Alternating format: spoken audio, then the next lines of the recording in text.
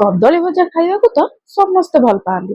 କଣ ଆପଣ ଜାଣିଛନ୍ତି ଯଦି ଏହିପରି ଭାବରେ କଦଳୀ ଆଳୁ ଭଜା ବନେଇ ଦେଲେ ତ ରୁଟିରେ କଣ ଭାତରେ କଣ ଆପଣ ସେମିତି ବି ମଧ୍ୟ ଖାଲି କଦଳୀ ଆଳୁ ଭଜା ଖାଇପାରିବେ। ମସଲାରେ ଭରପୁର ଆଉ ଥରିଏ ଖାଇଲେ ବାରମ୍ବାର କରିବେ। ଗ୍ୟାରେଣ୍ଟି ମୋର। ଯଦି ନ କରିଛନ୍ତି ଆଜି ହିଁ ଟ୍ରାଏ କରିକି ଦେଖନ୍ତୁ। କାହିଁକି ନା ଏମିତି ସ୍ୱାଦ ଏମିତି ଟେଷ୍ଟ ଆପଣ ବାରମ୍ବାର କରିବେ। ଆପଣ ଆସିଛନ୍ତି ସିକ୍ରେଟ ଫୁଡି ଚ୍ୟାନେଲ। ସିକ୍ରେଟ ଫୁଡି ଚ୍ୟାନେଲରେ secret tips trick with unlimited bonus point ସହିତ ଆପଣଙ୍କର ସ୍ୱାଗତ ହେଇଗଲା। ତ ଡେରି ନ କରି ଚାଲନ୍ତୁ ଦେଖିବା କେମିତି ଆମେ କରିବା କଦଳୀ ଆଳୁ ଭଜା। ମସଲା ଦିଆ କଦଳୀ ଆଳୁ ଭଜା। ତା ପାଇଁ ପ୍ରଥମେ ଆମକୁ ଏଠି ନେଇଯିବାର ଅଛି ସୋରିଷ ତେଲ। ଆପଣ ଫ୍ରେଣ୍ଡ ଚାହିଁଲେ ଏଇଠି ରିଫାଇଣ୍ଡ ତେଲରେ ମଧ୍ୟ ୟୁଜ୍ କରିପାରିବେ କିମ୍ବା ଯେକୌଣସି ତେଲ ଆପଣ ଖାଇବା ପସନ୍ଦ କରନ୍ତି ସେଠି ମଧ୍ୟ ୟୁଜ୍ କରିପାରିବେ। ସୋରିଷ ତେଲ ଦେଇଥିଲେ କଦଳୀ ଭଜାର ଟେଷ୍ଟ ଟିକେ ଅଧିକ ଭଲ ଲାଗିଥାଏ। ତେଣୁକରି ଆପଣ ଚାହିଁଲେ ଫ୍ରେଣ୍ଡ ସୋରିଷ ତେଲ ତାକୁ ପକେଇ ହିଁ ପାରିବେ। ତେଲଟାକୁ ଟିକେ ସମୟ ଆମେ ଛାଡିଦେବା ଗରମ ହେବା ପାଇଁ। ଗରମ ହେଲା ପରେ ଏଇଠି ଆମେ ନେଇଯିବା ଜିରା। ଫ୍ରେଣ୍ଡ ଦେଖନ୍ତୁ ମୁଁ ଏଇଠି ଜିରା ନେଇଛି। ଆପଣ ଚାହିଁଲେ ସୋରିଷ ବି ମଧ୍ୟ ଏଠି ୟୁଜ୍ କରିପାରିବେ। କାହିଁକି ନା କଦଳୀରେ ଆପଣ ସୋରିଷ ୟୁଜ୍ କଲେ ଭଲ ଲାଗେ, ଜିରା ବି ମଧ୍ୟ ୟୁଜ୍ କଲେ ଭଲ ଲାଗେ। ଏଠି ଦେଖନ୍ତୁ ଫ୍ରେଣ୍ଡ ମୁଁ ନେଇଯାଇଛି ପିଆଜ। ତ ପିଆଜକୁ ଏଇଭଳି ଭାବରେ ଲମ୍ବା ଲମ୍ବା ମୁଁ କାଟି ଦେଇଛି। ଆପଣ ଚାହିଁଲେ ଛୋଟ ଛୋଟ କରିକି କାଟିପାରିବେ, କିନ୍ତୁ ଏହିପରି ଭାବରେ ଲମ୍ବା ଲମ୍ବା କାଟିଲେ ତାର ଟେଷ୍ଟ ଆହୁରି ବଢିଆ ଆସିଯାଇଥାଏ। ଟିକେ ଏହିପରି ଭାବରେ ପିଆଜଟାକୁ ଆମେ ଏଇଠି ଭାଜିଦବା ବହୁତ ବଢିଆ ଭାବରେ। ଏଇଠି ମୁଁ ଗୋଟିଏ ବଡ ପିଆଜ ନେଇଥିଲି। ଆପଣ ଯଦି ପିଆଜ ଖାଉନାହାନ୍ତି ତ ପିଆଜକୁ ମଧ୍ୟ ସ୍କିପ୍ କରିପାରିବେ, କିନ୍ତୁ ଆପଣ ଏଠି ଛୋଟ ପିଆଜ ନେଇପାରିବେ। କ୍ୱାଣ୍ଟିଟି ଅନୁସାରେ ମୁଁ ଏଇଠି ନେଇଛି। ଆପଣଙ୍କୁ କ୍ୱାଣ୍ଟିଟି ଦେଖି ଦେଖି ଚାଲନ୍ତୁ। ତାପରେ ଆପଣ ଏହିପରି ଭାବରେ ବନେଇ ପାରିବେ। ବହୁତ ଲୋକଙ୍କର ରିକ୍ୱେଷ୍ଟ ଆସିଥିଲା ମ୍ୟାମ୍ ବିନା ପିଆଜ ରସୁଣରେ ବନାନ୍ତୁ। ନେକ୍ସଟ ଭିଡିଓରେ ଆପଣଙ୍କୁ ମିଳିଯିବ ବିନା ପିଆଜ ରସୁଣ ବାଲା ରୋଷେଇ। ତେଣୁକରି ଯଦି ଏପର୍ଯ୍ୟନ୍ତ ସବସ୍କ୍ରାଇବ କରିନାହାନ୍ତି ସବସ୍କ୍ରାଇବ କରିକି ବେଲ୍ ନୋଟିଫିକେସନ ଅନ୍ କରିଦିଅନ୍ତୁ, ତାକି ସିକ୍ରେଟ ଫୁଡି ଚ୍ୟାନେଲରେ ଭେଜ ନନ ଭେଜଠୁ ଆରମ୍ଭ କରି ମିଠା ଖଟା ପର୍ଯ୍ୟନ୍ତ ସବୁ ହିଁ ଏଇଠି ଉପଲବ୍ଧ ଥାଏ। ଏଠି ଦେଖିପାରୁଥିବେ ଫ୍ରେଣ୍ଡ କଥାରେ କଥାରେ ଆମର ପିଆଜଟି ବହୁତ ବଢିଆ ଭାବରେ ବ୍ରାଉନ କଲର ହେଇଗଲାଣି। ଠିକ ଏତିକି କଲର ଆମକୁ ଚେଞ୍ଜ କରିବାର ଅଛି। ବେଶୀ କଲର ଆମେ ଏଇଠି ଚେଞ୍ଜ କରିବା ନାହିଁ। ଆପଣ ଦେଖିପାରୁଥିବେ ଫ୍ରେଣ୍ଡ ମୁଁ କଦଳୀ ଆଉ ଆଳୁକୁ ଚୋପା ଛଡେଇକି କାଟି ଦେଇଥିଲି ଆଉ ବହୁତ ବଢିଆ ଭାବରେ ଆକୁ ଧୋଇ ନେଇଥିଲି। ଫ୍ରେଣ୍ଡ ଯଦି ଆପଣଙ୍କର କଳା ପଡିଯାଉଛି କଦଳୀ କାଟି ସାରିଲା ପରେ ତ ଟିକେ ଆପଣ ଏଇଠି ଲୁଣ ପକେଇ ଦିଅନ୍ତୁ ଅଧ ଚାମଚ ହବ। ସେ ପୁରା କଳାରୁ ବହୁତ ବଢିଆ ଭାବରେ କଲର ଆସିଯିବ। ଆଉ କଳା କଲର ହବ ନାହିଁ। ଯେମିତି ଥିଲା କାଟିଲା ବେଳେ ହ୍ୱାଇଟ ହେଇକି ସେମିତି ହ୍ୱାଇଟ ହେଇକି ରହିବ ଆଳୁ ଆଉ କଦଳୀ। ଏଠି ମୁଁ ଗୋଲ ଗୋଲ କରିକି କାଟିଛି ଫ୍ରେଣ୍ଡ କଦଳୀକୁ ଆପଣ ଦେଖିପାରୁଥିବେ ଆଉ ଆଳୁକୁ। ଯଦି ଆପଣ ଚାହୁଁଛନ୍ତି ତ ଲମ୍ବା ଲମ୍ବା ବି ମଧ୍ୟ କରି କାଟିପାରିବେ, କିନ୍ତୁ ଗୋଲ କରି କାଟିଲେ ତାର ଖାଇବାରେ ଅଲଗା ପ୍ରକାର ମଜା ଆସିଥାଏ। ଏଠି ଟିକେ ସ୍ପାଇସିନେସ୍ ଆସିବା ପାଇଁ ମୁଁ ଏଇଠି ଦେଇଛି 5ଟା ଲଙ୍କାକୁ ମଝିରୁ ମୁଁ ଏଇଠି ଚିରି ନେଇଛି। ଚିରିକି ଏଇଠି ସ୍ପାଇସିନେସ୍ ଆସିବା ପାଇଁ ଦେଇଛି। ଟିକେ ଏଇଠି ମୁଁ ଦେଇଦେଇଛି ଲୁଣ। ତ ଲୁଣ ତ ଏକରେ ଆମର ସ୍ୱାଦ ଆସିଥାଏ, ଦୁଇରେ ଯଦି ଆମେ ଷ୍ଟାର୍ଟିଂରୁ ଲୁଣ ଦେଇଥାଉ ତ ବହୁତ ଜଲ୍ଦି ଆମର କଦଳୀ ଆଳୁ ଭଜାଟା ସିଝି ଯାଇଥାଏ ଆଉ ବଢିଆ ମଜା ଏଇଠି ଟେଷ୍ଟ ଲାଗିଥାଏ।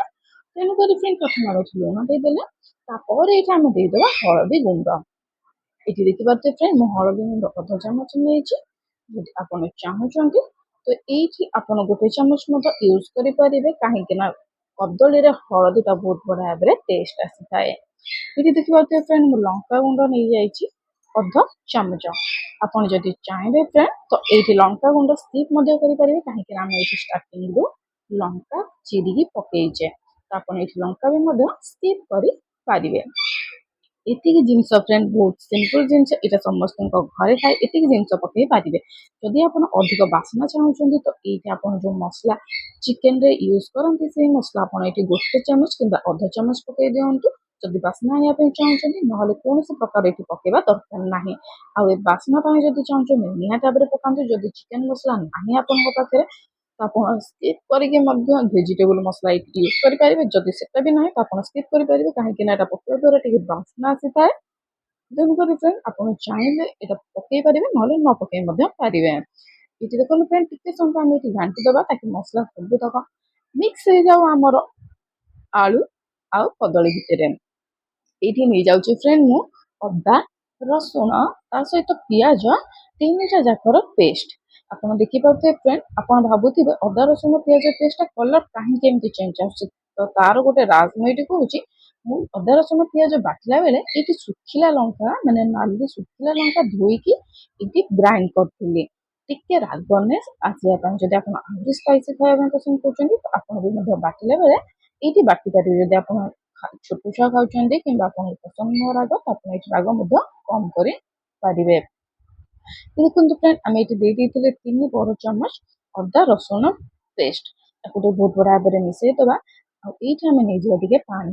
ପାଣି ଦବା ଦ୍ୱାରା ହେଇଥାଏ କଣ, ଆମର କଦଳୀଟା ବହୁତ ବଢିଆ ଭାବରେ ଜଲ୍ଦି ସିଝି ଯାଇଥାଏ ଆଉ ଆଳୁଟା ବି ମଧ୍ୟ ବହୁତ ଜଲ୍ଦି ସିଝି ଯାଇଥାଏ। ଏପରି ଭାବରେ ଫ୍ରେଣ୍ଡ ଆମେ ଟିକେ ଏଇଠି ଅଧ କପ୍ରେ କପ୍ ହବ ଆମେ ଏଇଠି ପାଣି ନେଇଯାଇଛି। ଟିକେ ସମୟ ଆମେ ତାକୁ ଘୋଳେଇକି ଛାଡିଦବା ତାକି ଆମର ଏ କଦଳୀ ଆଳୁ ଭଜାଟା ବହୁତ ବଢିଆ ଭାବରେ ସିଝିଯିବ। ଆଉ ଘୋଡିବା ଦ୍ୱାରା ହେଇଥାଏ କଣ, ବହୁତ ଜଲ୍ଦି ମଧ୍ୟ ସିଝି ଯାଇଥାଏ। ଆଉ ଆମକୁ ଏଇଠି ଧ୍ୟାନ ଦେବାର ଅଛି ଫ୍ଲେମକୁ ଲୋ ଟୁ ମିଡିୟମ ରଖିବାର ଅଛି। କେବେ ବି ହାଇ କରନ୍ତୁ ନାହିଁ, କାହିଁକି ନା ଆମେ କଦଳୀଟା ଯେହେତୁ ଦଉଛେ ତ କଦଳୀ ଭାଜିବା ଦ୍ୱାରା କଣ ହେଇଥାଏ, ଲାଗି ଯାଇଥାଏ। ତେଣୁକରି ମଝିରେ ମଝିରେ ଏଇଠି ଆପଣଙ୍କୁ ଚଲେଇବାକୁ ପଡିବ, ନ ଚଲେଇଲେ ଏଇଠି କଦଳୀଟା ଲାଗିଯିବାର ସମ୍ଭାବନା ଥାଏ। ଇଏ ଦେଖନ୍ତୁ ବହୁତ ବଢିଆ ଭାବରେ ଆମର କଦଳୀଟି ବହୁତ ବଢିଆ ଭାବରେ ଆମର ଏଠି ସିଝିଗଲାଣି।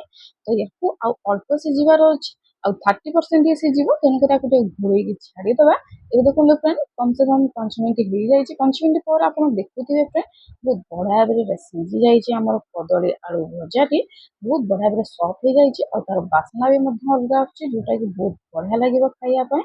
ଆପଣ ଏଇଠି ଚିପିକି ମଧ୍ୟ ଦେଖିପାରିବେ, ନହେଲେ ଆପଣ ଏଇଠି ଏଇପରି ଭାବରେ କିଛିଟା ଟେଷ୍ଟ କରିକି ମଧ୍ୟ ଦେଖିପାରିବେ। ଏଇଠି ମୁଁ ଦେଖନ୍ତୁ ଫ୍ରେଣ୍ଡ ମୁଁ ଚିପିକି ଦେଖିଛି, ଏଇପରି ଭାବରେ ସଫ୍ଟ ଅଛି ଆଉ ବଢିଆ ମଧ୍ୟ ହାତରେ ଲଗଉ ଲଗଉ ବହୁତ ବଢିଆ ଭାବରେ ଏଇଟା କଟ୍ ହେଇଯାଉଛି, ମାନେ ଚାପି ହେଇଯାଉଛି। ତା ମାନେ ଇଏ ଆମର କଦଳୀ ବହୁତ ବଢିଆ ଭାବରେ ସିଝି ଯାଇଛି।